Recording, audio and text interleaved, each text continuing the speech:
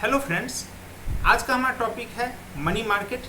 ये पहला पार्ट है मनी मार्केट का, जिसमें हम लोग जानेंगे मनी मार्केट के बारे में। मनी मार्केट कितने टाइप का होता है, मनी मार्केट इंस्ट्रूमेंट्स के बारे में जानेंगे, कौन कौन सी एंटिटीज़ हैं मार्केट में जिनको पैसे की ज़रूरत पड़ती है और वो किस इंस्ट्रूमेंट्स के थ्रू पैसे मार्केट से जुटाते हैं, इन सब के बारे में जानेंगे। सबसे पहले शुरू करते हैं आज का topic money market part 1।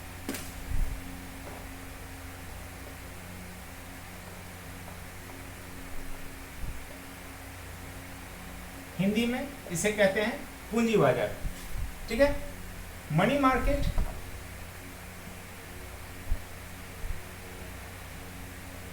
Is a part of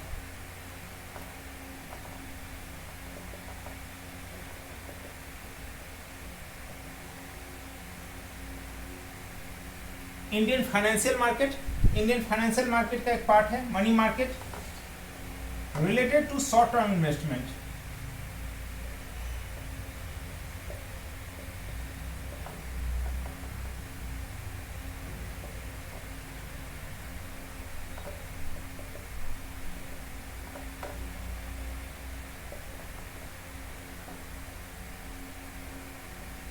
with in 1 year time period. इसमें हम लोग आगे जानेंगे कि जितने भी इंस्ट्रूमेंट्स जारी किए जाते हैं वो सभी के सभी 1 साल से कम अवधि के लिए जारी किए जाते हैं। ठीक है, so money market is a part of Indian financial market and related to short term investment with in 1 year time period. अब चलते हैं इंडियन फाइनेंशियल मार्केट पे।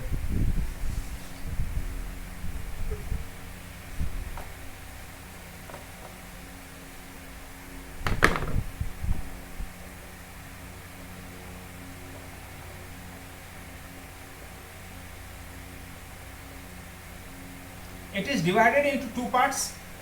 Number 1 is money market and number 2 is capital market.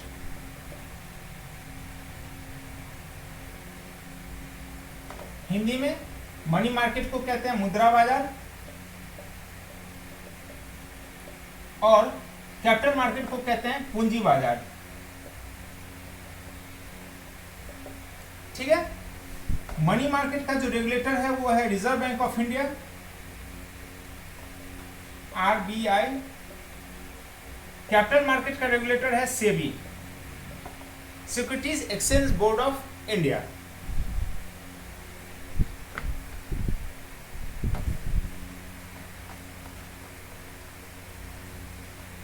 अब जान लेते हैं money market 2 भाग में बटा हुआ है। 1 is organise sector, second is unorganise sector.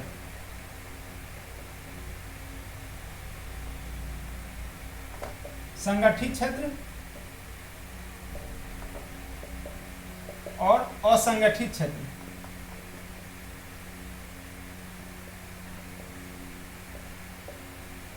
Organise sector में आते हैं आपके ऑल कॉमर्शियल बैंक्स,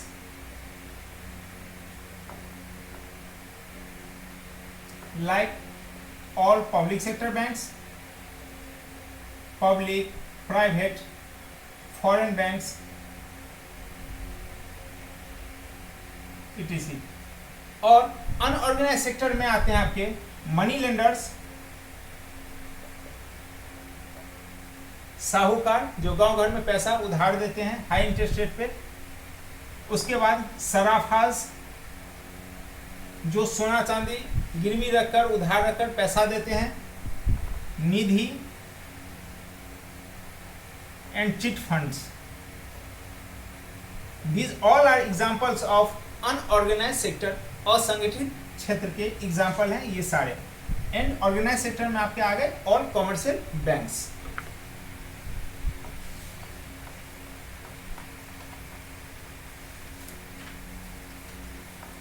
अब जानते हैं किन किन लोगों को, किन किन एंटिटीज को पैसे की जरूरत होती है और वो पैसा कैसे जुटाते हैं मार्केट से।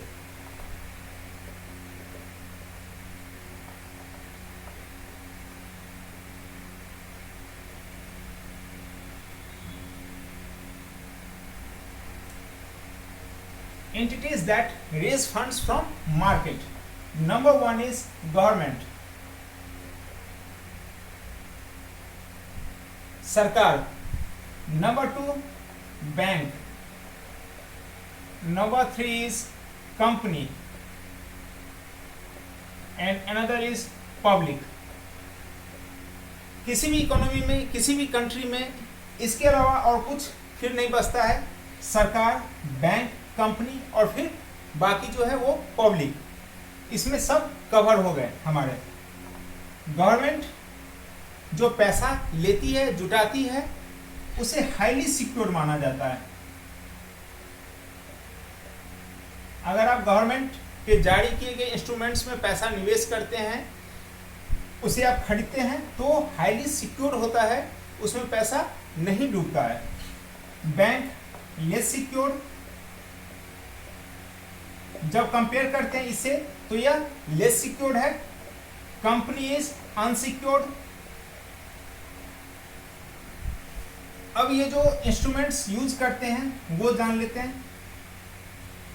Treasury bills and dated government securities.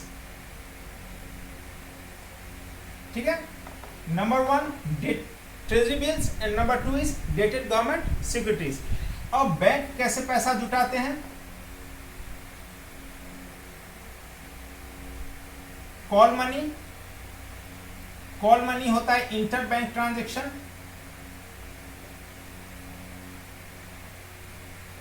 जब बैंक को पैसे की जरूरत पड़ती है तो एक कॉमर्शियल बैंक दूसरे कॉमर्शियल बैंक से पैसा आपस में उधार ले लेते हैं और इंटरेस्ट रेट भी वो खुद डिसाइड करते हैं। यह इंटर बैंक ट्रांजेक्शन होता है। ठीक है, इसके बारे में और आगे डिटेल में हम जानेंगे। And second is certificate of deposits.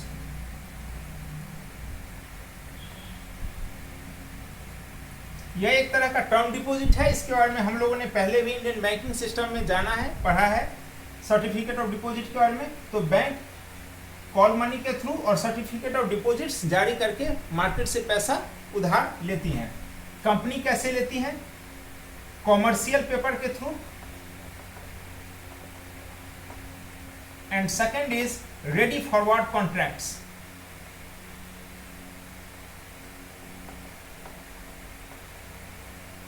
ठीक है, और पब्लिक के बारे में अलग से जानेंगे। वो करती है निगोशिएबल इंस्ट्रूमेंट्स एक्ट के थ्रू, जैसे आपके बिल ऑफ एक्सचेंज हो गए, चेक्स हो गए, प्रोमिसरी नोट्स हो गए। तो सबसे पहले आज शुरू करते हैं गवर्नमेंट मार्केट से पैसा कैसे उधार लेती है, कैसे किस किस इंस्ट्रूमेंट्स के थ्रू लेती है।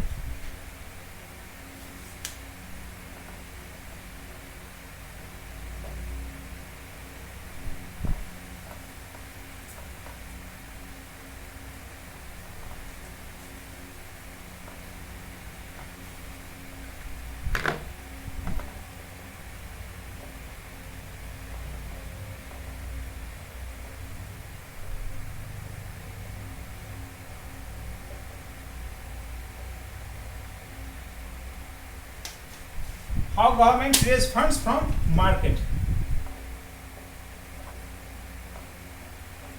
MSS इसका फुल फॉर्म है मार्केट स्टेबलाइजेशन स्कीम। इस स्कीम के थ्रू गवर्नमेंट मार्केट से लिक्विडिटी को वापस ले लेती है। पहले जान लेते हैं अंडर MSS।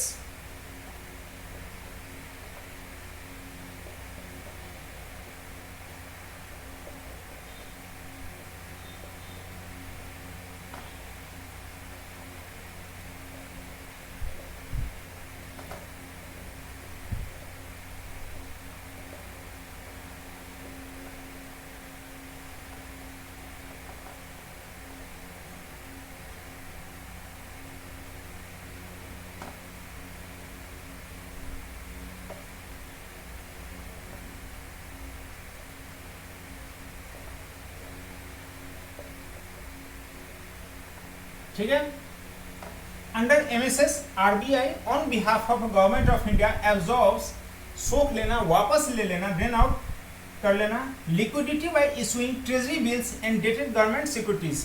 चूंकि हाईली सिक्योर माने जाते हैं इंस्ट्रूमेंट्स, यह सरकार जारी करती है, सरकार के द्वारा जारी किए गए इंस्ट्रूमेंट होते हैं, इसलिए इसमें पैसा लगाना काफ़ी सिक्योर माना जाता है, सेफ माना जाता है, इसलिए लोग इसमें अपना पैसा लगाते हैं। तो मार्केट में जब भी रिजर्व बैंक ऑफ इंडिया या सरकार को ऐसा लगता है कि मार्केट में पैसे का फ्लो ज़्यादा हो गया है या मार्केट से एग्जिस्टिंग जो लिक्विडिटी है उसको वापस लेने की ज़रूरत है, तो वो ट्रेजरी बिल्स या डेटेड गवर्नमेंट सिक्योरिटीज या दोनों इशू करते हैं, जिसके थ्रू आदमी इसमें पैसा लगाता है, पब्लिक इसमें पैसा लगाता है और मार्केट से पैसा वापस सरकार के पास, सिस्टम के पास वापस आ जाता है पैसा।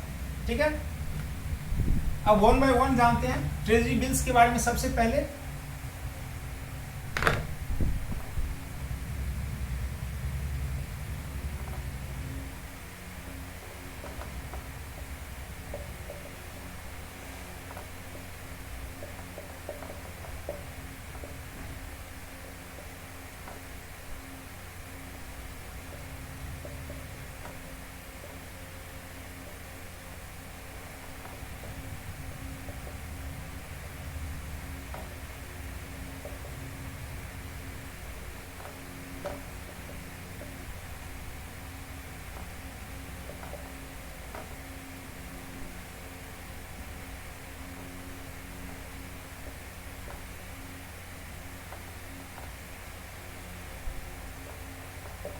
ट्रेजरी बिल्स क्या होता है? Issue and sold by RBI on behalf of government of India. तो जो इशू करने का काम है, सोल्ड करने का काम है, वो रिजर्व बैंक ऑफ इंडिया का है, लेकिन वो सरकार के बिहाफ पे करती है।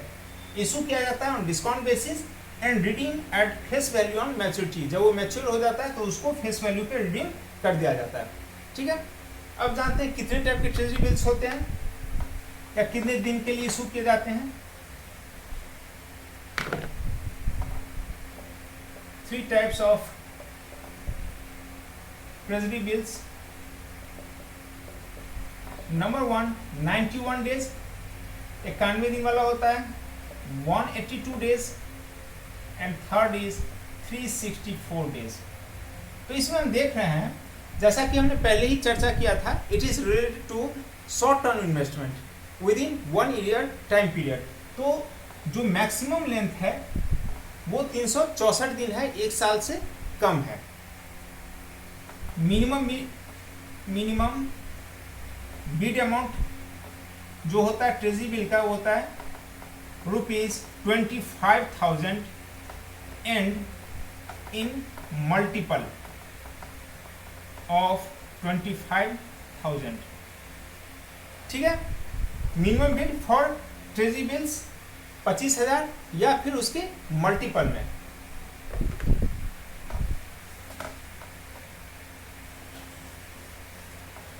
अब जानते हैं where to purchase treasury bills, ये खरीदे कहां से जाते हैं।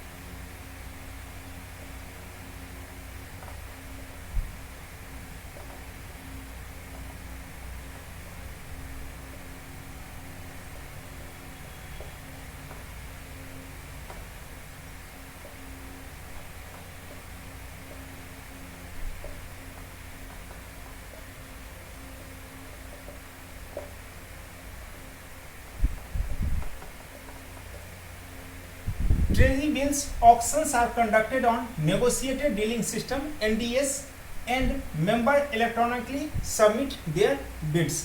जैसे कि हम लोगों ने जाना था टर्म रिपो ऑक्शन जो होता है वो ई-क्वेयर प्लेटफॉर्म के जरिए होता है, वैसे ही ट्रेजरी बिल्स ऑक्शन जो होता है वो NDS प्लेटफॉर्म के जरिए होता है। इस सिस्टम पे मेंबर इलेक्ट्रॉनिकली सबमिट करते हैं अपने बिड्स को। ठीक है, अब जान लेते हैं NDS क्या है।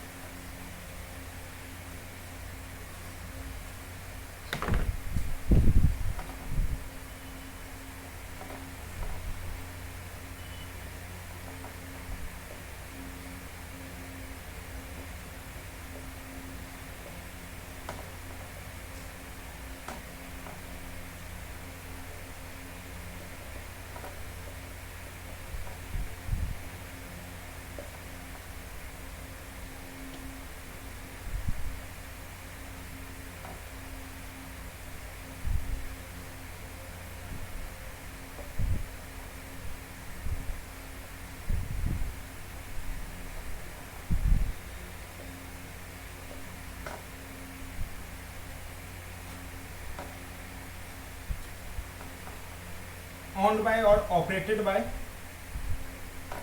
Reserve Bank of India. ठीक है, एनडीएस क्या होता है? An electronic platform provided for dealing in government securities provided और operated by Reserve Bank of India. तो ये हम लोगों ने जाना ट्रेजरी बिल्स के बारे में। अब आगे बढ़ते हैं और जानते हैं डेटेड गवर्नमेंट सिक्योरिटीज के बारे में।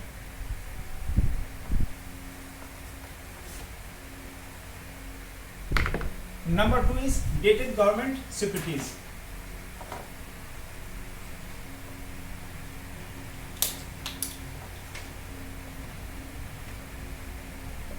ये क्या होता है?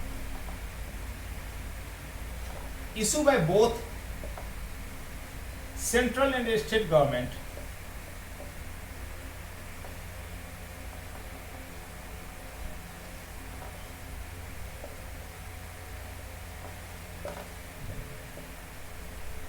Issue on discount basis, redeem at face value और मैच्योरिटी।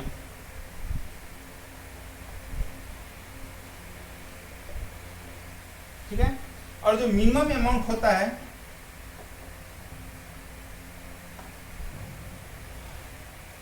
इसका मिनिमम अमाउंट है 10,000 रुपये। जैसे ट्रेजरी बिल्स का मिनिमम अमाउंट था 25,000 रुपये, इसका मिनिमम अमाउंट है 10,000 रुपये। ठीक है, और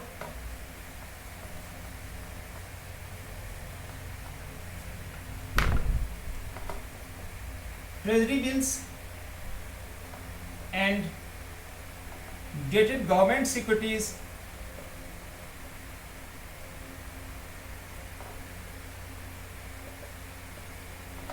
are also known as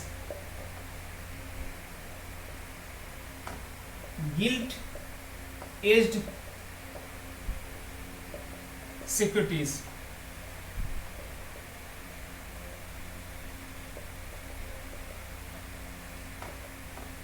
ठीक है, आप लोगों ने पहले कहीं सुना होगा नाम गिल्ट एज सिक्योरिटीज। ये दोनों को गिल्ट एज सिक्योरिटीज के नाम से भी जाना जाता है। तो आज हम लोगों ने जाना ट्रेजरी बिल्स के बारे में, गवर्नमेंट कैसे मार्केट से पैसा किस इंस्ट्रूमेंट्स के जरिए जुटाती है, डेटेड गवर्नमेंट सिक्योरिटीज के बारे में हम लोगों ने जाना। ठीक है, अगले वीडियो में जानेंगे कि बैंक और कंपनी मार्केट से पैसा कैसे जुटाते हैं। इस वीडियो में अभी इतना ही। तब तक वीडियोस को प्लीज़ देखिए, लाइक करिए और उन्हें शेयर और सब्सक्राइब भी करिए। Thank you.